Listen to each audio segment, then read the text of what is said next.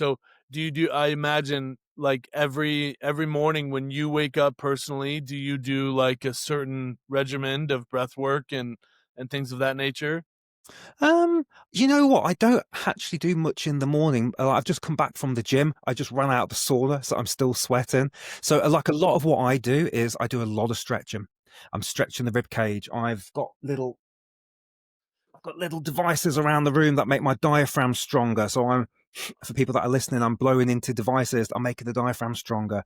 I'm doing certain breathing patterns during the day. At night, I'm doing certain things to wind down. What's really cool and a little bit of a head mess is that everybody needs something a little bit different. It's a bit like I try to like myself a little bit like a personal trainer.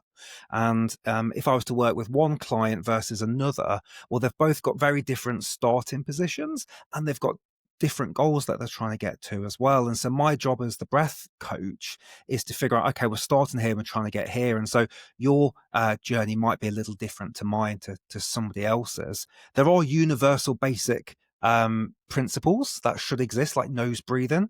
I'll just give you the 30-second version of that. So when we breathe through the mouth, and you'll know this from nitric oxide world, I'm sure, we don't get really any nitric oxide from breathing through our mouth. There's a little bit, but not much.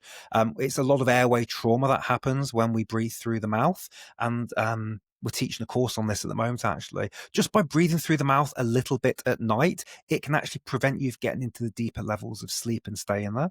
And so you don't get to recover properly in the morning. So a universal basic truth of breathing would be we should be breathing through the nose as much as possible, even during strenuous exercise, because that's just not good for us to be mouth breather.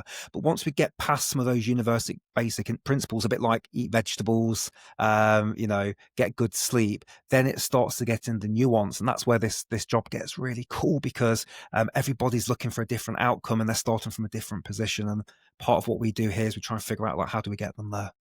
I bet. And as you've been through this journey with working with so many people, what would you say would be the biggest misconception or biggest myth out there that is out in the, interwebs or out on TV or whatnot? Like, is there one common thing that keeps There's a coming up? lot. Yeah. I mean, probably the big one you see in social media right now is trauma release breath work.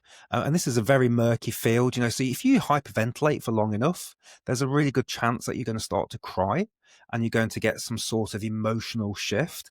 And a lot of people call that a trauma release.